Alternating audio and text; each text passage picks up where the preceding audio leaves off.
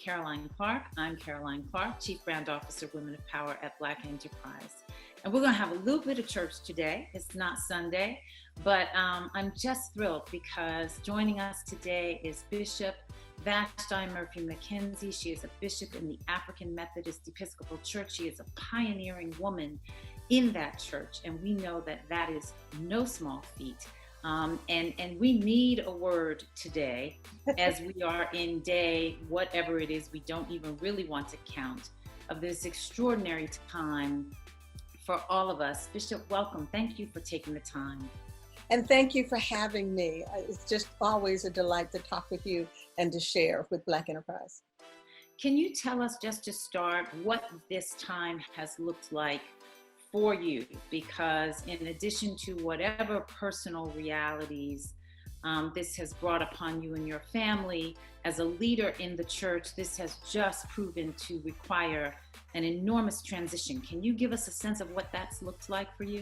Well, for us, and I believe for many people, you went to bed at night and this was your world. And you woke up and it changed. I mean, it just absolutely changed overnight. I was watching the game where the team refused to take the court, and they just shut down the whole NBA season, because my husband used to play NBA. So we're right, like, what? No season? And what happens to this? What happened to this? And it just all went away. And it was like a domino effect. Boom, boom, boom, boom, boom. In the state of Texas, I have more than 200 churches, and all of them are closed and have been closed since about mid-March. And they are still closed, even though governors are talking about opening it up and yes, you can do this, and others. We have to be protective of our people. Now, we're preachers, we're presiding elders, we're Episcopal servants. And the one thing that we want to do on the Sabbath day is to be in worship. One thing that we want to do is to be in corporate prayer. But as shepherds, we also have to protect the sheep. And if other leaders are not going to look to the safety and welfare of our people, we have to do that. We have to step up to the plate to do that. So there were very, very hard decisions, a lot of hand-holding and wailing and gnashing of teeth, and we use the biblical language, to be able to hold the hands of pastors and says, Reverend, it's just not going to happen. It's just not going to happen. There are too many people in your church community and in the church who are at the vulnerable age. Too many people who have complicated immune systems. And so we have to look after them. And so the church closed, but guess what happened? We were still worshiping in spirit and truth. There was no prayer meeting, but there was still prayer going on. Hope never closed down. And so what happened, even though we couldn't go and be in the space that we used to be in, the church opened up in homes. Everybody's house became a church house. And so those who were already in the virtual world, they just continued in the virtual world. And the rest of the people we've been trying to get there, we were dragging them kicking and screaming. And COVID-19 ended that discussion. It ended that discussion all along. And we've been pushing and prodding people into the digital world to be able to take a look at this world and say, this is not a toy. This is just not a ploy for us to find out where you're eating and where you're going today. This is a tool that can be used. And so many people in our faith world found out that this is now a tool of worship and prayer, a tool of being able to communicate and connect. So all of those they were very, very hard decisions to make. And those are decisions you make alone. When people say it is lonely at the top, you can get advice from everybody. You can read the data from the scientists. You can look at every CDC report. You can get input from your team and all of that, but you're the one that has to make the decision. And so if ever the buck stops here, the buck stops here. During those early days, I spent a lot of time on the phone talking people back from the edge. Because like I said, you go to bed, your world looks like this, you wake up, and it's absolutely changed. No concert, no ball game, no working in the office, none of that. And now you're at home. And now you're a school teacher if you have children. And now you're welcoming college kids that you didn't expect to see. Right, the ultimate boomerang. Yes, and so it began a whole new life for us. And for those who have been sheltering for 6 weeks or 8 weeks or even more. It is a whole new way of living. Right. You mentioned the buck stopping here, and that leadership piece, I think, across business, across the church universe, even for parents at home leading their own families, because there is dissension at the top, because our political leaders are not of one mind, our government is not of one mind, state leaders are not of one mind. It is causing, I think, enormous stress for leaders to make the right decision when really the stakes could not be higher. Mm-hmm. How have you managed that part of it? You mentioned, the governor in the state of Texas is of one mind and others are of others, and you have an enormous flock to safeguard. How are you making those decisions so that you feel they're right? You make them in sometimes the same manner that you made all of them, and that, of course, is carefully, but with prayer. For us in faith, before every battle David fought, he prayed. Before Jesus turned his face and went to Jerusalem, he prayed. He went apart to the garden of prayer. And so this is where your spiritual disciplines serve you in an even greater way. Your discipline of prayer and study and meditation and praise and personal worship, all of those things serve you because once that decision is made, there's that thing we call that peace that surpasses all understanding. You make the decision and you're at peace with it because you're at peace with God, who gives us the vision to do that, the wisdom to do that. And so even though others may disagree with you, and there have been disagreements, like we still want to have communion. Well, how many people are going to touch the wafer? How many people are going to touch the cup and the wine? Are you going to come to the altar? Are the surface clean? How many times you're going to clean the surface? And then that kind of takes away the sacredness. It's not just a ritual. It's just not something that we do. It is meaningful in our faith. It is a commemoration of this new covenant. And so I'm watching television and pastors are like hyperventilating because it's first Sunday and they can't do this, right? I'm saying let's step back. Let's maintain the sacredness of the process. And I'm watching television, and an official is on television and says, "Oh, just let the people drive by and throw some communion at them." So wait. We don't throw communion at people. That's not what we do. And so if others are not going to maintain the sacredness of what we hold dear, then we have to do that. We have to be the ones to do that. Yeah. Leadership is dangerous, period. Because no matter what decision you make, half the people will agree and the other half will disagree. And so it's always dangerous. But when we come to a pandemic such as this, it forces you to do two things, many things, but these two things. One, it forces you to examine your external reality. And then it forces you to examine your internal reality. You've got to take a look and say, okay, now what's this new reality that we're having? And it's not going to be over tomorrow. And how are we going to live in it? And then you have to take a look on the inside of you to examine the true you. Who am I going to be in this? And what am I going to be when I come out of this? And how am I going to be when I come out of this? And so I tell people, spend a moment, get acquainted with your bed, revisit your pajamas, and go to sleep. Go to sleep. Rest. You may never, ever, ever have this kind of moment to go to bed early and sleep late. Do that. After you have, fueled your rest, get yourself all rested up. You can expend maybe at least 2 days that the only thing you do is move from the right to the left side of the bed. Only 2. Third day, we're coming for you. Get up and we got to get going.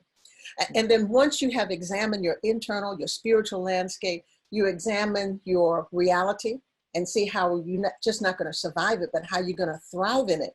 Then you get to that moment. I grieve my disappointments. I grieve my losses. I grieve that my career is on quarantine. I grieve I'm not going to go to the prom, the big bash. No, we are not going on a cruise this year. And we may not get on an airplane for a long time now. And you grieve that. And you grieve those disappointments. And then you have to stand up and say, okay, now how am I going to make this work for me? How am I going to make this work for me so that when I come out, I'm better than when I went in? So I'm at home now and I'm working and I have new coworkers, the dog, the cat, the kids, the spouse, and the parents. And the refrigerator. They're all your coworkers now. And so now you have to navigate, put your schedule together, because everybody's used to being on the schedule. I'm in the car by 8. I stop at Starbucks at 8:30. I'm on to work. I have a meeting. Put yourself on the schedule, but you have to include all these other people on the schedule. And then what are you going to do? Are you going to learn a new skill? Take a class? What set of books are you going to read to nourish your soul and to nourish your mind that will spark new ideas so that you can put that business plan together that you never had time to put together? You will put that budget together that you never had time to put together. You will put that dream together and identify your co-partners in dreaming together that you said you would do when you have time to do it. And now you have time. Yeah. And then for the rest of us, we cleaned the closet, we cleaned the garage, we cleaned out the junk drawers, and we did all those other things that we said we'd never do. Yeah. But try to do something during this time that nourishes you so that when you come out, you don't come out stressed, but you're refreshed. You don't come out depressed, you feel encouraged. And that's what leaders have to do. Yeah. You mentioned the peace that passeth all understanding. Mm-hmm. And I think what I see people struggling with is the vast uncertainty, right? I think we are mostly, particularly younger people, you see my children trying to lean into, they just want to know when things are going to be the same again. They just want to know, when are we getting back to normal? I need normal. Yes, I can take a class. I can sign up for, this, that, or that, the other. I can exercise, but I need to know we're going to be back to this. And we don't know that, right? We don't know what we are moving toward. We're moving towards something, but what is that going to be? How do you counsel people to deal with that vast uncertainty? We are learning how to be certain with uncertainty because we don't know when it's going to be over and we don't know what we're going to get back to. And we are not going to get back to the normal that we're used to. And so what you have to throw all that stuff out of your mind, throw that out of your mind, because now you're writing a new script. You are now going to write your new normal because you've examined your external reality. These are the reality things that you have to deal with. And now we're going to write our new normal. And how do I do that? I control the things that I can control. I cannot control certain things. I can stay up all night and worry about it, but I cannot control. I cannot control what the CDC says. I cannot control what the feds and state government and municipalities say, you're open, you're closed. I can't control that. But what I can control, that's what I do. And that part keeps your peace. So when is it going to, I don't know, but all I know is that we're going to get through this. And that's the message that has to go. Well, when is it going to be over? I don't know, but we will get through this. When are we going to get back to normal? We may not get back to the normal that you're used to, but we're going to get through this. When am I going to go back to school? I don't know, but we'll get through this. And that has to be said over and over. My 6-year-old grandmother, my 6-year-old granddaughter would say, I know, we're going to get through this.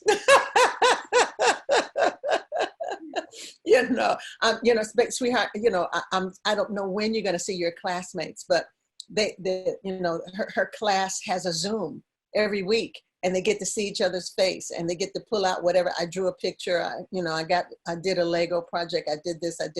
And at least they get a chance to see each other's face. Right. And so the new normal then is that our connectedness will be more electronic than it has been face-to-face until it's all clear.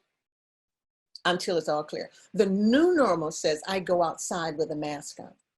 Right? I can argue that my personal freedoms have been hindered because somebody says I have to wear a mask. And so I don't want to do that. I'm fine. Yes, you may be fine, but you not wearing a mask could cause the death of someone else. Well, they say only 2 to 3% of the people are going to die if we open now. Those are not numbers, those are people. So you're willing to sacrifice your grandmother, your aunt, your uncle, your niece, your nephew, your classmate? These are people. Yeah. These are not numbers. And the problem is that the people who believe that they are least vulnerable are the most vulnerable because they want to racialize this disease and say, well, it's just old people and people of Black and brown skins. No, there are too many other people who are dying. You can't racialize this process. What you can say is that there's a major segment of our population who have not had access to proper health care and still don't, who go too late for things that can be cured. So it's about, we're going to get through this. We're going to get through this. We're going to find new ways to be connected to each other so that we can affirm each other. If we took an individual poll and I said, raise your hand, how many people have you really missed your job? How many hands would go up? How many of you really missed the classroom? How many of you really miss this, that, and the other? What they miss is connection. What they miss is connection. I miss the relationships. I miss the relationships because they are affirming and nourishing, and we laugh and we cry together and we journey together through this life, and we're gonna make it together. But now I'm separated from that connection. So I'm not having that affirmation, which is why I tell people all the time, the church is the last place where you learn about relationships. Your relationship with God, and your relationship with each other, and your relationship with yourself. That we love God, that's a relationship. We love our neighbor, that's the next relationship, as we love ourselves. So I gotta love me in order to love them appropriately. Right. People are definitely missing connectedness, but for some people, they're missing financial stability. Woo. And they're missing financial security. Yes. Depending on where they are in their lives, maybe they're retired and they thought they were set up well, and now they're really concerned, or they're younger and they're just starting out and they've been furloughed in their first job. What are the things that you're seeing in the church among all of your parishioners that are the most concerning for you in terms of how people come out of this? And what are you all doing to help them through? Financial desperation is real. People, 26 million people filing for unemployment. It is real. Many people are choosing to go back to work because they have to go back to work when it may not be safe because they need to have that paycheck. And so people are in position to have to take advantage of the CARES Act. You have to take advantage of payroll protection plan. Take advantage of everything that is offered and not sit back and wait till it comes to you. So what we're seeing, what we have seen, is seniors, yes, are concerned because if everything disappears, they don't have many years to gain it back. For younger people, millennials and so forth, truth is, this is the first real crisis they've ever been in. The seniors may remember the stock market crash back in 19 whatever it was. Right. And the oldest among us may remember what happened in 1918. Wait, or remember what happened in 2008. Right. But for those who are coming into adulthood, this is their first real crisis. So they're not quite sure they're gonna come out of this, no matter how many times we tell them over and over again. And so what churches are doing, many, not just ours, but many churches are doing, we're feeding the community. We've always fed the community, but we're feeding the community even more now. And the need is so great that we have to partner with food banks everywhere to be able to do that. We've always assisted people with cutoff and shut off notices, and we have to do that. We have to do that at an even greater way. But when tithes and offerings are not, we're a volunteer agency. We're a volunteer agency. We're not selling soap or anything or a product where you can gain revenue, and we don't have a warehouse somewhere with product that, you know, you can sell, you know. So we're dependent upon the generosity, the tithes and offerings of people to sustain outreach programs. And when those dollars go down, then we have to look at funders and people who have that philanthropic heart to be able to help us feed community, help us keep the doors open for folks. So those parking lots, they drive in, pop the trunk, put food in, and off you go. That's the best way we can do that. So if we can put sustenance in your hand, then the dollars that you do have can go to help pay that mortgage, help pay that rent. You know, I thank God for companies who have said, hey, you know, for the next 90 days, you know, y'all, you know, you don't have to do this. We're not going to put you out in the street. We're not going to cut off your mortgage. You know, you're going to keep watching cable because that may be the only entertainment that you have at this moment. And so people with big hearts have been doing great things. But another thing that this pandemic has shown us is showing us that you cannot be dependent on one income stream alone. That's what I learned from my Depression era parents. My Depression era parents, you talking about penny pinching, scripting, and saving? Woo! They were the kings and queens of that because they had been through the Great Depression. And so they always, when we were growing up, they always said, you have to have something on the side. You always have to have something on the side. And in case your big deal goes down, you have something on the side that you can keep doing to keep a roof over your head and food on the table until the big deal arrives again. So it was always something on the side.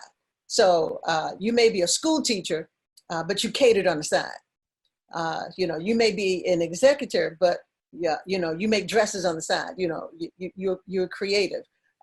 You are, you know, you are, you know, office worker, but you sell cakes and pies and cupcakes on the side. And so at that time, it was mama and them's recipe. Right. You know, mama made sausage this way, and that became Park sausage later on. You know, mama and them made ice cream this way.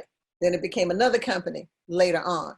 And so now we're seeing, especially the millennials and the generation who haven't been through this kind of economic crisis before, multiple income streams are important. Whatever that gift, whatever that little thing that you do that stands out from somebody, figure out how to monetize it. We don't call it something on the side now. We call it entrepreneurs. Do you think that it's interesting that you mentioned depression. I had Depression era parents too. They always lived beneath their means, and we always have more than enough because of that, largely. What is your greatest hope for how all of this does impact those who are just starting out and coming out of high school, college, you know, grad school, first jobs into this moment? What is your greatest hope and expectation for how it will sort of reshape their whole orientation? Do you think that they will get back to more being like those Depression era parents and grandparents in terms of how they formulate their lives, and that it ultimately would be for the better? I'm hoping that they will learn the lessons that can be, that are being taught by this, that is called being frugal. And it's called, you know, you don't count your chickens before they hatch. And it's called being, you know, being careful with your dollars, that you don't have to have steak on the table every day. You know, depression age parents would tell you we had meat once a week, and that was on Sunday. And that was it. And you learn how to pull meals together with what you have. You didn't eat out every day. You know, this millennial crowd, you know, like if we can't go out, oh Lord, the world has come to an end. Right. In this season, that may not be the best thing for you to do to keep a roof over your head and food on the table. I'm hoping that they'll come out of this. You know, usually when you graduate, I'm looking for somebody to hire me. That may not be what happens. Maybe I'm coming out of this and I'm looking to pull together a project that I can hire me. And not only can I hire me, I can hire others around me. I'm hoping that young people who are graduating, whether it's from high school or college or graduate, will take a look around among their classmates and identify the gifts that they have and figure out how we can partner together to get some kind of business up off the ground.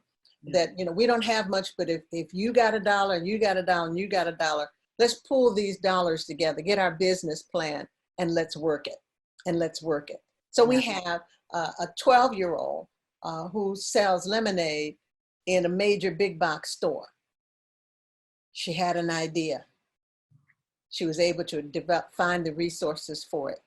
Start small, work big. Yeah. Start small, work big. Do you see a spiritual change? Do you see, I know one of the concerns about taking church virtual was, you know, is the church going to be full? How are we going to get the collection plate full? All those sorts of things. What are you seeing the impact being? For some, their offerings have gone up and their viewership have gone up because people are home on Sunday morning. And so people they are scrolling, they are looking around, they're going to their own church, but they're also looking around to see who else is out there. And so I believe, you know, without any, you know, scientific data, I believe people are going to at least 2, 3, or 4 churches on a Sunday. And they're looking for their flavor, or they're looking for something that connects with them and they respond to it.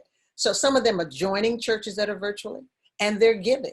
You know, so when people tell me, oh, I went to 18 churches this morning, I said, oh, that's wonderful. Praise the Lord. Did you give to all 18 of them? And the answer is? No, I didn't think, you know, I gave to my church. That's wonderful. And your pastor is proud of you for the tithes and offerings that you sowed into the seed of that ministry. But as you were floating by, as you got $1, you got $5 you can give to keep that ministry going. Since you are eating, you're eating for free. They're feeding you. I mean, all this content is free. They are feeding you for free. At least you can do is leave them a tip. Does this sort of competition, you know, because it's interesting, I hadn't thought about it. Does this create, what kind of a dynamic does it create among pastors? Is it sort of an awakening for them? Or is it an energizing thing? Or is it intimidating? Does it depend on who, you know, because if you're, as you say, looking for your flavor, you can jump around and test new services, new ministries, new ideas. What does that do to the sort of stability of those churches where they're very accustomed to having the same people come through the door every Sunday? Is it a positive, you think, or what are the risks there? It's going to be a part of your new normal. It's going to be a part of the new normal. What you may find is that your in-person worship will supplement your virtual worshiping rather than the other way around. Your virtual worship supplements your person-to-person worship because your virtual worship includes people who don't live in your community. They come from other states, other cities, other areas. They come from overseas, Africa, China, wherever. They are now a part of your virtual worship process. So you may never, ever see them, but you are still ministering, and that's the whole deal. You are still ministering to them. You are feeding them the gospel. You are teaching, and you are training. So all those things that you mentioned, pastors went through. Those who had already invested in virtual worship, they upped their game, and they would say, wow, whoo. When they told me how much this was going to cost, I told them they were crazy, but I took a deep breath and did it anyway. Woo, I'm sure glad I did. And for those who are brand new, they were sort of like, okay, so I'm preaching to an empty space. And if you've never done that before, that can be very intimidating. On how do I preach and no one's going to respond to me but Jesus? So that's a learning curve that you have to go through. After you watch somebody else's ministry, you look and you say like, my background may need to be a little bit better than what it is right now, because that's how people will come to you. They will look to see the quality of your presentation, the quality of whatever music, whatever technological deal is, so that they can hear the message. You want to eliminate as much hindrances as you can to worship. And people are after people's attention. I mean, you just go to, on Sunday night, you have 1 million people watching two songwriters battling out. And you wonder, now, where were y'all this morning? And what were y'all doing? Yeah. Mm-hmm. Mm-hmm. You all have, I know, leadership conventions, Yes. you know, retreats, all of these other things that have very much happened in person, even within the virtual church. Your Selah conferences that are much beloved by the women who really follow you so avidly. How are you adjusting these other things, and what do you see the long-term vision being for those? Well, I can tell you in my Episcopal district, we do 4 regional and 4 statewide meetings a year. And I do 2 Selah meetings a year, one in middle, one in Southwest, and one on the East Coast. So for my district, my May meeting is canceled. We're not doing that, but we're going to have a virtual spring convocation. And we're having a virtual spring convocation with our guest preachers who were invited to come. Teaching will be live. It'll be streamed. It'll be streamed as well as Facebook Live and IG.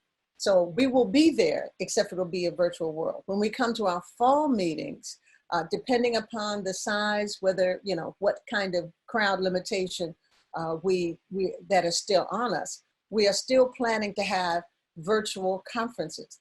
Anyone knows anything about the Methodist traditions, we are the people who are our conference. We have annual conferences, church conferences. We have the General Conference. The General Conference is once in 4-year gathering of delegates from around the world. We're on 6 continents. So delegates come from Africa, the Caribbean, Europe, India, Canada, all across the United States and South America. And they come and they do laws and they elect people and do all of that. And that's once every 4 years. Usually it'll be in July. This 2020 would be the end of this quadrennial. It would have been in Orlando. It would have had 30,000 people, and it's not taking place. It has been rescheduled for July 2021. And that has a major impact because we don't, right now, our international delegates can't get in. Right. And we don't know when that's going to change, whether it's going to change by the end of the year or not. So it's just moved to a different time, hoping that things will be better. We can still gather, maybe not at 30,000, may only let us have 10,000. You don't know, maybe only 5,000. But as long as the whole family can get together, then we can do that. Selah will be, parts of Selah will be online until we're able to gather together again. That means Selah in September and Selah in November. We're not quite sure whether we're going to be able to be face-to-face in September. We're holding out for November. We'll just have to see. Otherwise, there'll be a virtual Selah.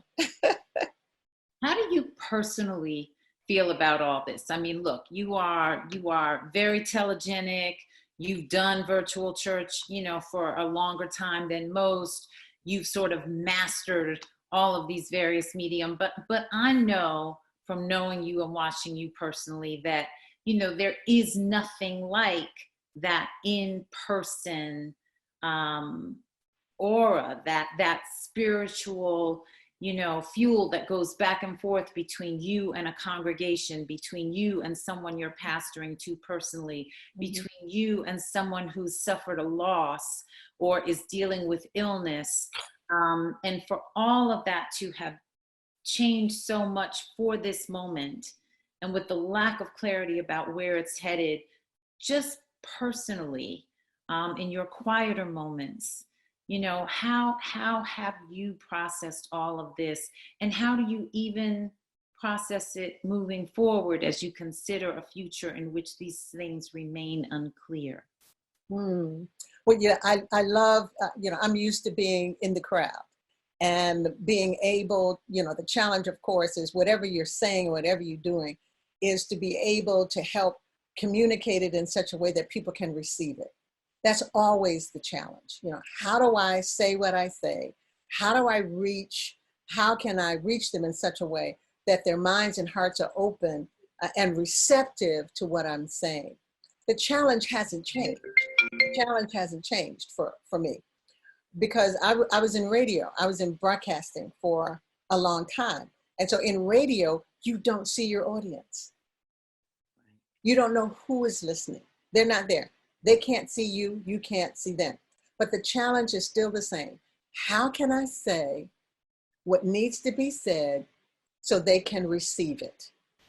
And I had a wonderful morning guy before I started doing, morning drive, who said to me, I said, how do you do this? I mean, how do you, because I'm a preacher, I'm used to, how do you do this? And he said, Lou Hankins, God bless his soul, he's no longer with us, but he said, the microphone is your friend, and you talk to the microphone like it's your very best friend. And if you talk to the microphone like it's your very best friend, people will walk away saying, wow, she was talking to me. And so, and that's what I did. And people will say, you were talking to me this morning on the radio. And what happens when you're finally face to face, that challenge is still there. And then there may be 500, there may be 1,000, you're like 2,000 women at Black Enterprise, Women of Power. And the challenge is still there. How can I say what needs to be said so that the mind and the heart is open to receive it, and that they go home not with a feeling, but have it being they are beneficiaries of the spoken word or whatever. Yeah. And so after that, people say like, you were talking to me. Do you miss it? Like, what do you miss about the old normal? And what do you hope for the new normal? I miss being with the people. I haven't been on an airplane since, I'm in the air every week, right? And do you miss that? No, Do you? but I miss being with different groups of people, because I learn just as much as they learn from me, and I learn from them. And so I miss that interaction. I miss, the new ideas, all of that resourcing, all of that is growth. I miss that, just like when I say people miss the connection, I miss the connection. I miss the relationship. So I believe that in whatever is evolving, we're going to have to learn how to relate in different ways. Nothing beats a hug. I don't care how much technology that you have, it does not replace a hug. Right. Nothing replaces a high five and a pat on the back. Nothing. The human touch, nothing can replace that. And so that's going to be the challenge of the future. That how are we able to hug and reach and touch and still live?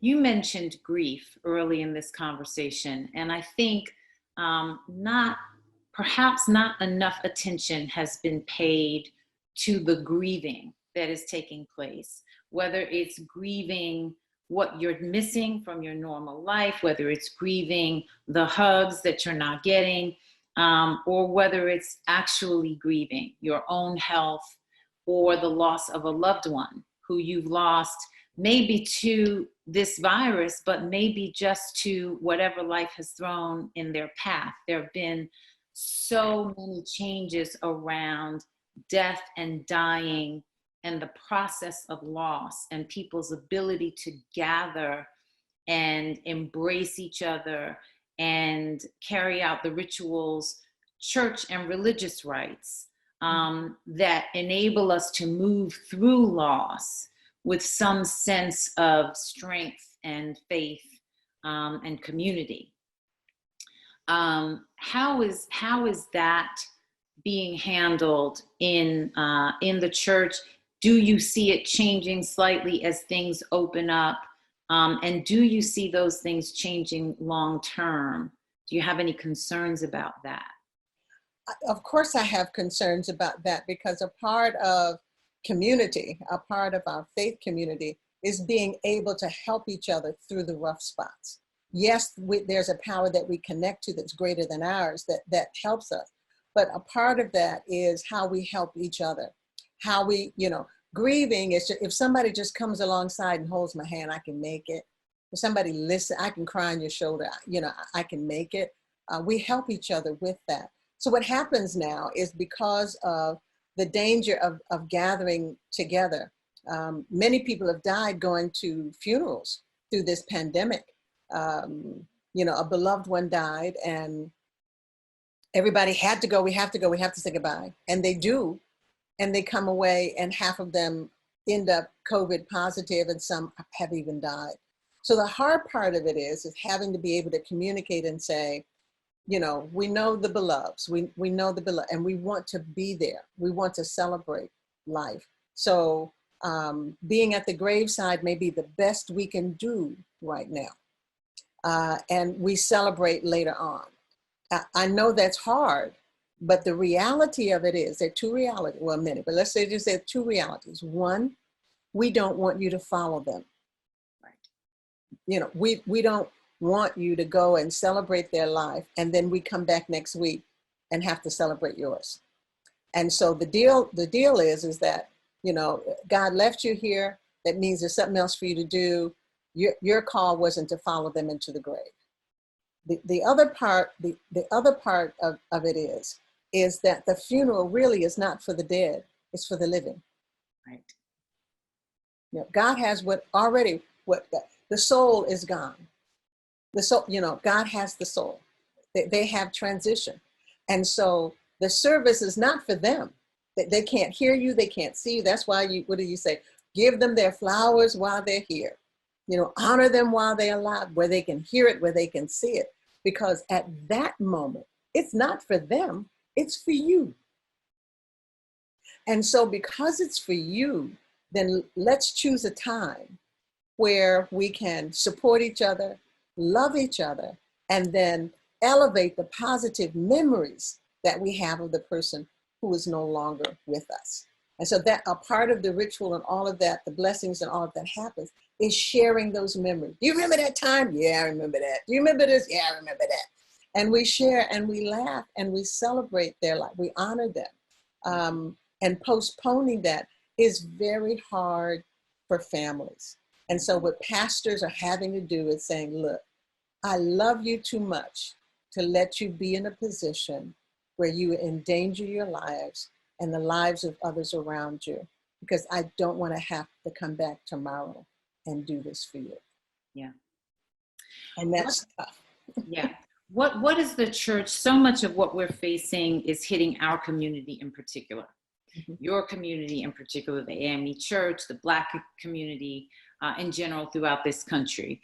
As we move forward into whatever we're moving forward into, what are the conversations that are being had within your leadership now about how to address how our community is going to come out of this and what we know we will have to face? There's so many forces, financial forces, health disparity forces, stimulus package inequities, unemployment and employment inequities, where clearly the role of the church is going to come to bear in a significant way. What are the sorts of conversations that are being had now about how that's going to be addressed? We need to be at the table of decisions. Faith communities are a part of the whole community. We're a segment of the community. And as such, we need to be at the tables of decision. So like when you're discussing where are these dollars going to go in the community, and what other resources can we galvanize to be able to help? And how do we help people who don't trust the system to come and get help from the system that is available?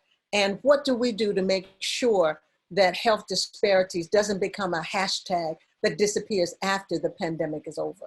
And so what we're doing is to be sure that our Social Action Commission, our Social Action team, is making sure that our voices are included in this discussion.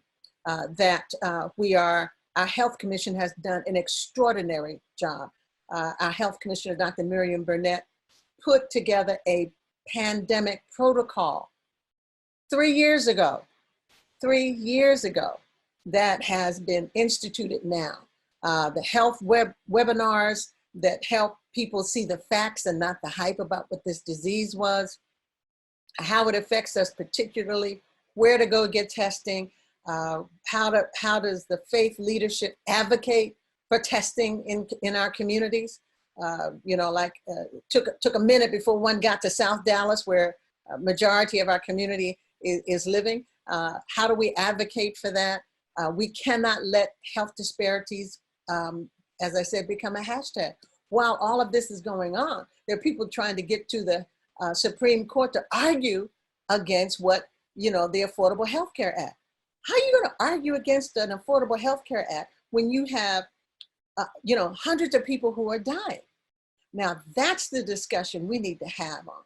The discussion, the conversations that I've heard in the media about, well, we know people are going to die, but we have to open the country. We have to take our country back. From what? From what? An invisible disease that's trying to steal your lungs.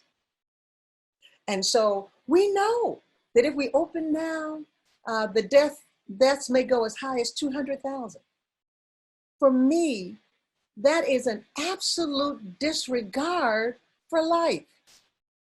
How can you tell me that I am for life and you're willing to let go 200,000 people? Say, hey, people are gonna die, but this is what we gotta do. This is what we gotta do. That just kind of intimates with some death committee that's sitting somewhere who's gonna decide who lives and who's gonna die. And whose life matters, and whose life matters, because if the thinking is, well, it's not us who's gonna die, it's them who's gonna die. Whether the them is old people, whether the them is Black people, it's that. Yeah, but this disease has shown itself not to be taking sides. It's going after whoever it can get to.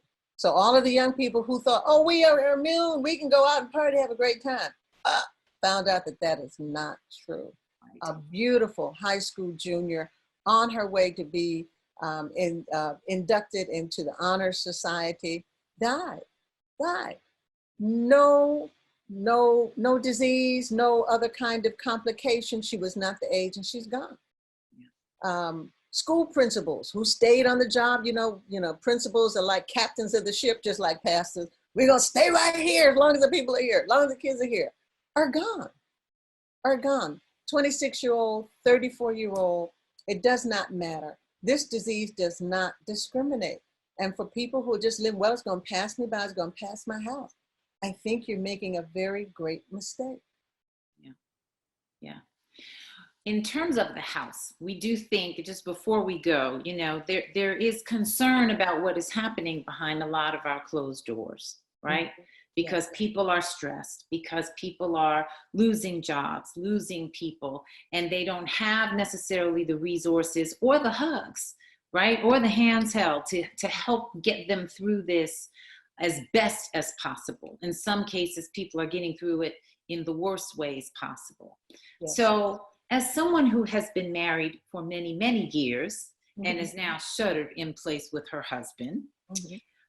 And as a mother who's raised children and now has grandchildren, how are you counseling those who are married or living in close proximity for many, many, many, many days, really in ways that they're just not accustomed to? And those who, and I know you do so much work with Black women, many, many Black women live alone. Yes. And the intensity of aloneness across so many weeks is also a challenge. So whether we're together or by ourselves, there have been things coming into play that are just wreaking havoc. What do you say to people, those who are in close proximity and struggling with it, and those who are by themselves? What can you offer to sort of say, wherever we're going with this, here's how we are going to get through. Here's how you're going to get through. Mm-hmm. Do something for yourself, do something for someone else, and do something for the community. Whether you are living with other people in your house, like your new coworkers, or whether you are in the house by yourself. You can be by yourself, but not alone. And sometimes being by yourself, you find yourself days in which you don't talk to another human person, right? So do something for yourself, whether it's self-care ritual, your spiritual disciplines, whatever you do, something that's for you, that nourishes your mind and soul, something for someone else. We have persons who know how to sew, who, and I'm thinking of one of our missionaries who she just made hundreds of masks out of scraps of fabric that she had around. And she goes out and she gives them to people. She's wearing one herself. She's being safe and, social distancing and all that, puts it there. Y'all pick it up to do a mask. She's doing something for someone else. You can volunteer at the food bank. There's this project, I think it's called Shift, where if you are a shift worker and you are out of work, you've been furloughed, that you can go to a food bank and you can work at the food bank and you get some compensation. It may not be up to, whatever, but there's something. So I'm doing something for myself. I'm taking care of myself and my family, self-care, and I'm doing something for someone else. There's something about helping another person that takes, that does something that lifts your spirit. It affirms my purpose, my reason, my raison d'etre on why I'm here. For couples, my kids tease us, say, we've been married so long, we can't even remember the day. It was so long in another era and all of that. How many years is it? You do not want to know. We've been married. We have been married longer than most people have been living. We were betrothed as children. We were married from the cradle. But no, we've been married more than 50 years. Wow. Yeah, and I'm 52. Isn't that amazing? Wow, I did not know that. Yeah. Mm-hmm. Wow. Yeah. So for couples, it's great when you are sheltered with someone that you want to be sheltered with. It's very hard to be sheltered with someone you don't want to be sheltered with. And so in any relationship, communication is the key. Let's say you're sheltered with someone that you love, that you care about. You share a life together. You share kids, you share careers, you share all of this together. Communication is the key. You're going to have to talk to each other, okay? And talking to each other means, I'm an early morning person and you're a late night person. So let's kind of figure out that I'm not going to talk to you with a long conversation at midnight, and you're not going to talk to me at 5 o'clock in the morning when you first wake up. I mean, kind of work that out so you know that about each other. Figure out the schedule, because I know, like, I have cooked more meals in the last 8 weeks. I'm telling you, I haven't cooked this much since my kids were little. You understand what I'm saying? I said, whoa, somebody has to deliver something here because we get a little tired. So let's divvy up these duties here. So if you do this, I do this, you do this. It's called let's make a deal. And that may be what you need to do. If both of you are working from home, then y'all got to choose each workstation.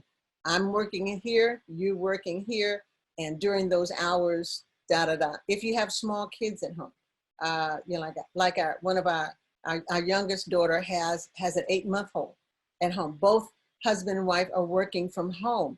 And so they worked it out so that, one of them has him for 2 hours while the other is working on their computer doing their work. They have lunch together.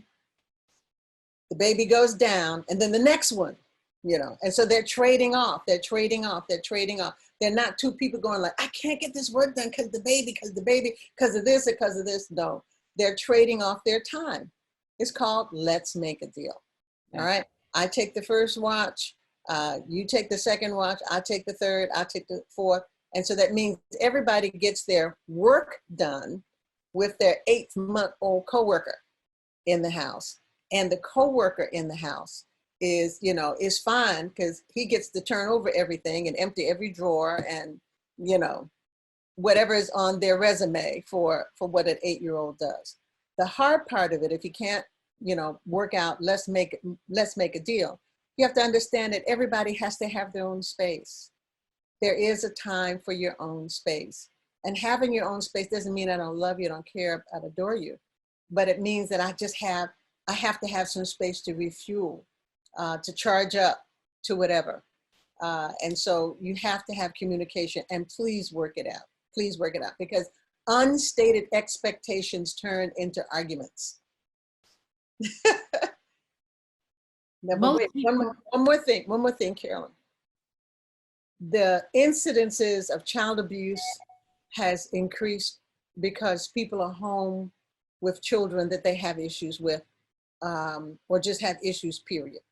And then there are people who are living with people who don't have their best interests at heart. So whether it's spousal abuse, or domestic violence, child abuse, or whether it's senior abuse, to be sheltered, all those issues come to fore. And so we say to people, if you see something, say something. If you see something, say something. Pick up the phone and talk to people. Are you safe in your house? No.